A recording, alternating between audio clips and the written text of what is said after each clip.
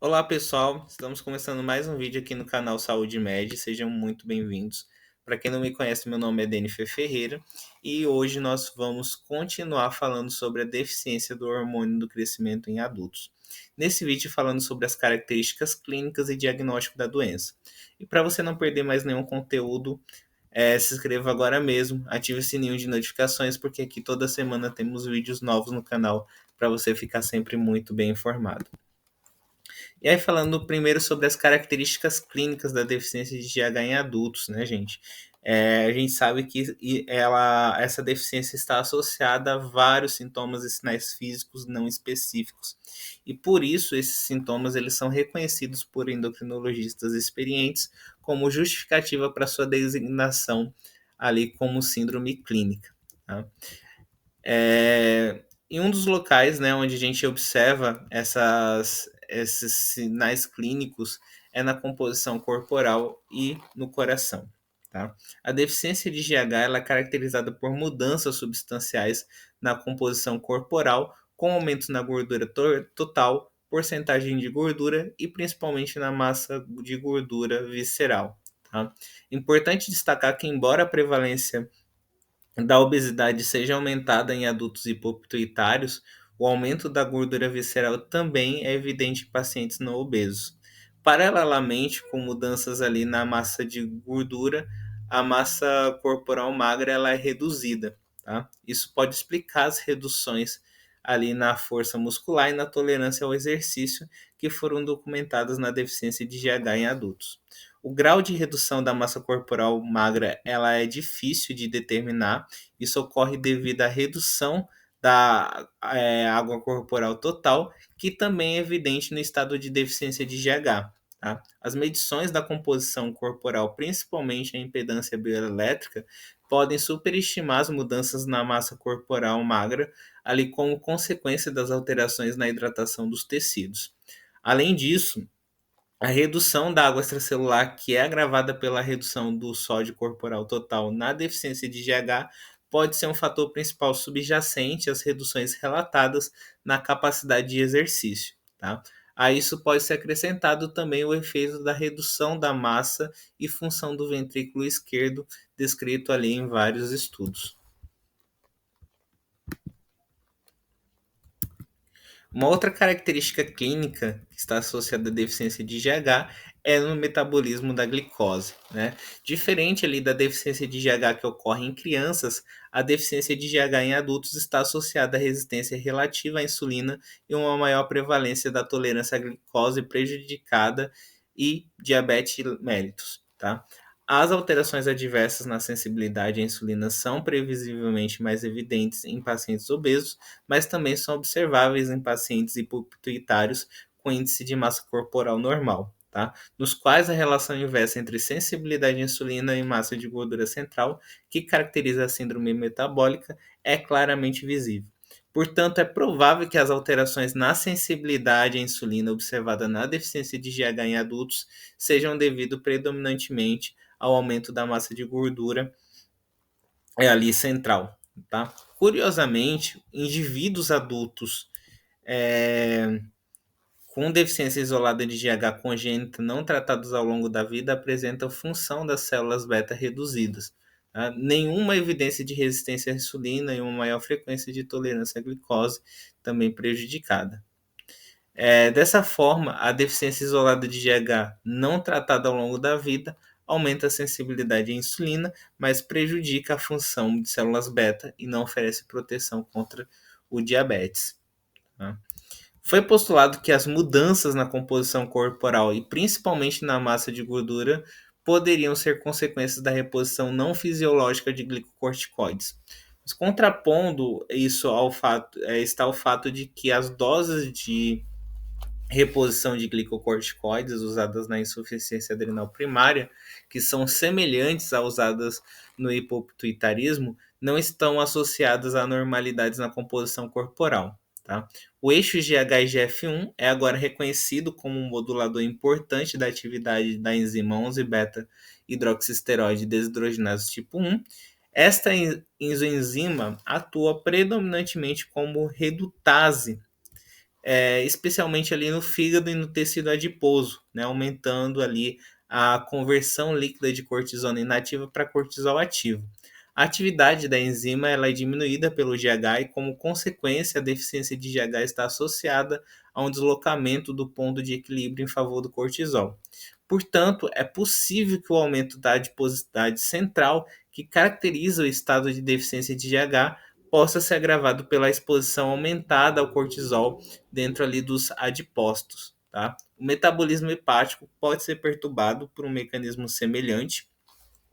Esses mecanismos tenderiam a aumentar as concentrações séricas de cortisol em pacientes recebendo reposição de hidrocortisona, frequentemente em doses suprafisiológicas, mas não em pacientes com reserva de ACTH intacta, né, nos quais o feedback negativo determinaria a manutenção das concentrações estáveis de cortisol circulantes.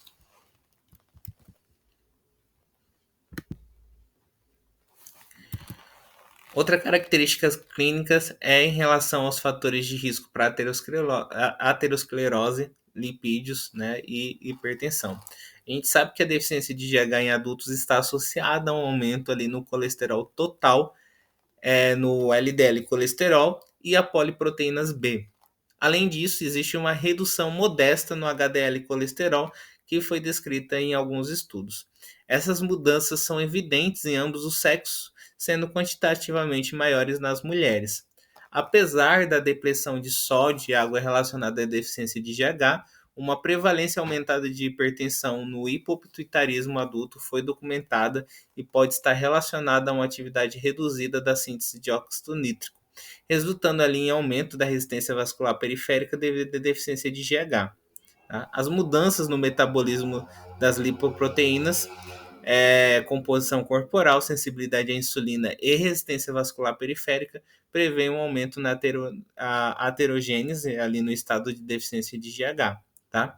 De fato, vários estudos relataram um aumento na espessura da íntima média determinada por ultrassonografia e na formação de placas em grandes artérias de pacientes com deficiência de GH de início na idade adulta, bem como em adultos com doença de início na infância. E aí também na mineralização óssea, gente, a redução da densidade mineral óssea, ele é um fenômeno reconhecido em pacientes adultos hipopituitários, está associado a um aumento do risco de fraturas. Tá? As medições dos marcadores de formação óssea e reabsorção óssea são consistentes com o estado de baixo turnover, né, ali ósseo, na deficiência de GH.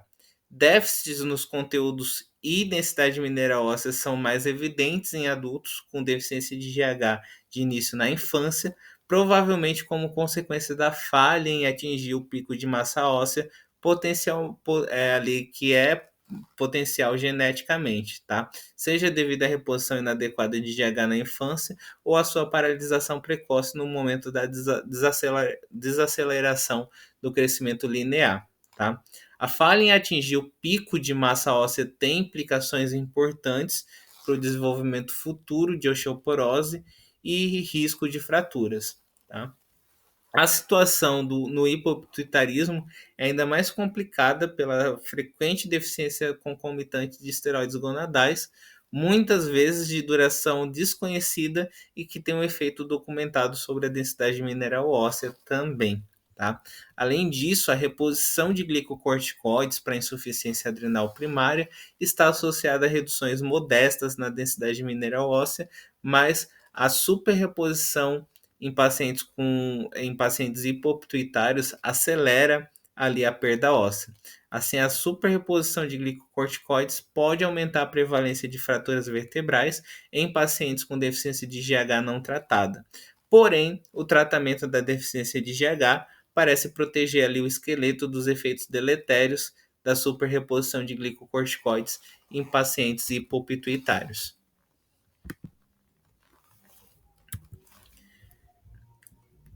E aí, falando sobre a qualidade de vida, gente. A redução ali do bem-estar psicológico e da qualidade de vida, ela é reconhecida como principalmente importante ali para pacientes com deficiência de GH e do ponto de vista dos pacientes, se tornou uma das principais indicações para terapia de reposição de GH. Tá? Os efeitos benéficos do GH na qualidade de vida são mantidos com a reposição de GH a longo prazo e evitam ali a redução na qualidade de vida observada ao longo do tempo em adultos com deficiência de GH não tratada. Embora esses achados sejam facilmente aparentes em muitos pacientes com deficiência de GH de início na idade adulta, ele tem sido mais difícil de discernir fenômenos semelhantes em pacientes com doença de início na infância. Né? Isso ocorre devido a pelo menos dois fatores. O primeiro, né, os instrumentos genéricos padrão de qualidade de vida podem ser insensíveis ali na investigação de jovens e segundo, pode haver um grande elemento na adaptação psicológica ou expectativas reduzidas quando a condição ela começa no início da vida.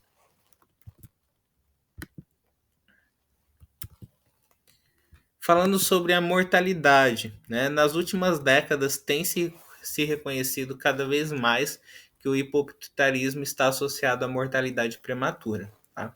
Estudos ali na Suécia e no Reino Unido demonstraram um aumento de 2 a 3 vezes na razão padronizada de mortalidade. Patologias específicas da hipófise, principalmente craniofaringiomas, podem aumentar a taxa de mortalidade, o que provavelmente é independente ali de deficiências hormonais específicas. Porém, tendo em mente a predominância numérica dos macroadenoma hipofisiários como causa de hipopituitarismo, os achados gerais desses estudos favorecem ali para um aumento na morbidade e mortalidade por doença macrovascular.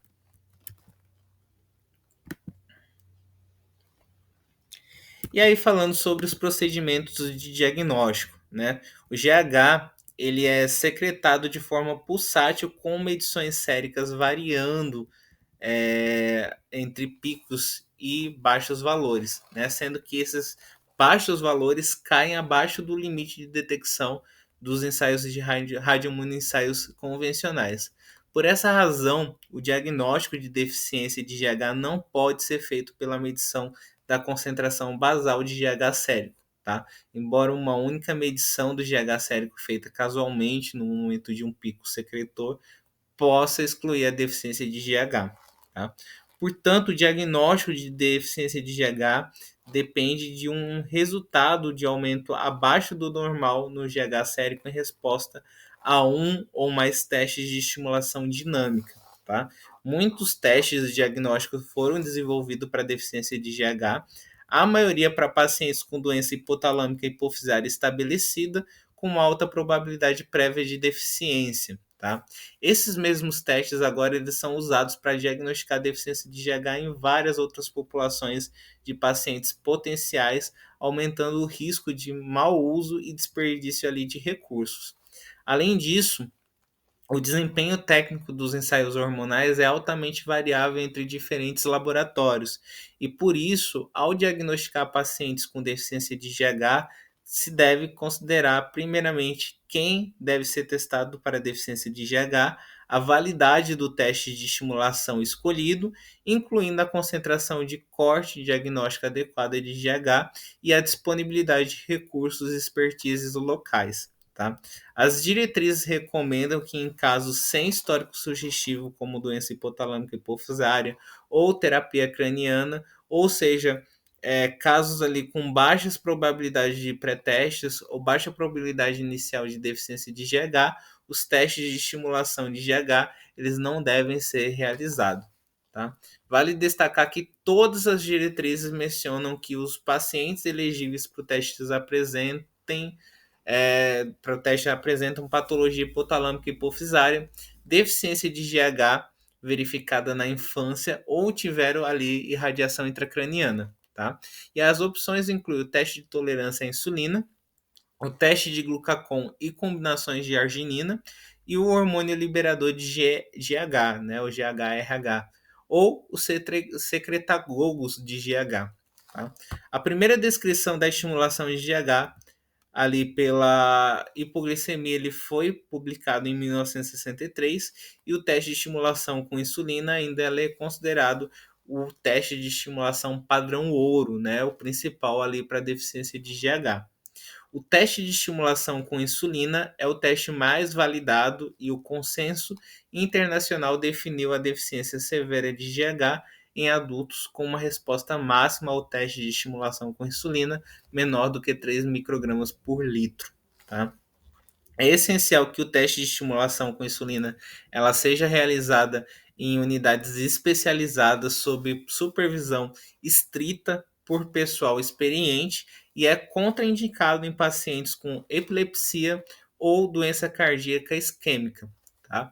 O teste de estimulação com insulina ele é importante ali, né? E é importante ressaltar que a obesidade severa pode diminuir a resposta de GH à hipoglicemia induzida por insulina para níveis sugestivos de deficiência de GH. A composição corporal é de longe o fator mais importante que precisa ser considerado ali ao avaliar a resposta de GH. Tá?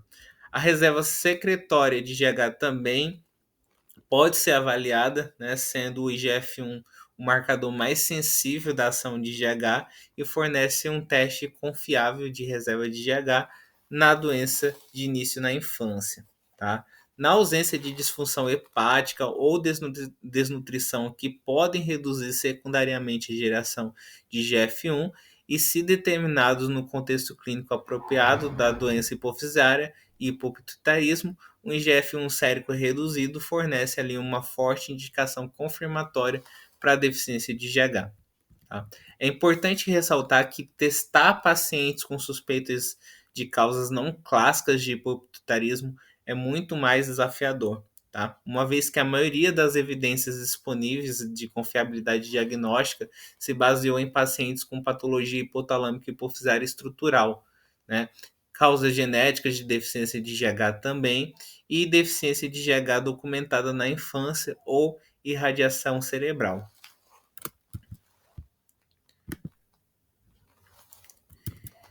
Algumas conclusões, né, sobre o diagnóstico. A verdadeira deficiência de GH é uma entidade clínica importante que deve ser testada, tratada e gerida adequadamente. Por outro lado, é extremamente importante, é vital evitar diagnósticos falsos, né, que podem levar a uma terapia desnecessária e vitalícia com reposição de GH. Tá? O diagnóstico de deficiência de GH é bastante simples em pacientes com uma patologia estrutural típica na região hipotalâmica hipofisária, principalmente em casos de múltiplas deficiências hormonais hipofisárias e concentrações baixas de IGF-1, onde a probabilidade de deficiência de GH excede os 97%, e um teste de estimulação raramente ali é indicado. Tá? Em todos os outros casos, um teste de estimulação ele é necessário para o diagnóstico, e em alguns pacientes 2 testes devem ser realizados para evitar o risco de supertratamento com base em um diagnóstico falso. Tá? Conhecimento do desempenho do próprio laboratório, bem como os dados da população de referência em cortes de IMC para pessoas de controle, é crucial, é vital na interpretação ali dos resultados. O mesmo vale para os testes de outros eixos hormonais, né, alguns dos quais apresentam desafios semelhantes no diagnóstico correto em estado de doença hipotalâmica hipofisária. Tá?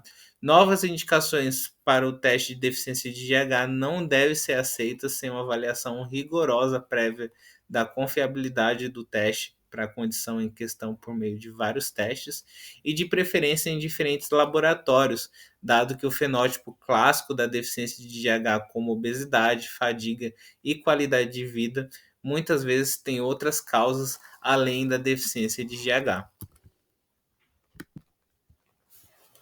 E com isso nós finalizamos esse vídeo.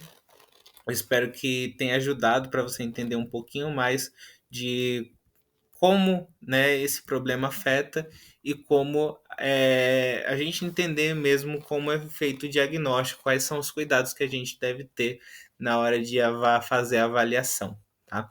Se você gostou, deixe o seu like. Lembrando vocês também que temos outros vídeos disponíveis no canal que estão organizados em playlist para que você possa acessar com mais facilidade os conteúdos. Se tiver alguma dúvida, pode deixar aqui nos comentários também, que na medida do possível eu estarei respondendo. Então até semana que vem, pessoal. Um grande abraço a todos e até mais. Tchau, tchau.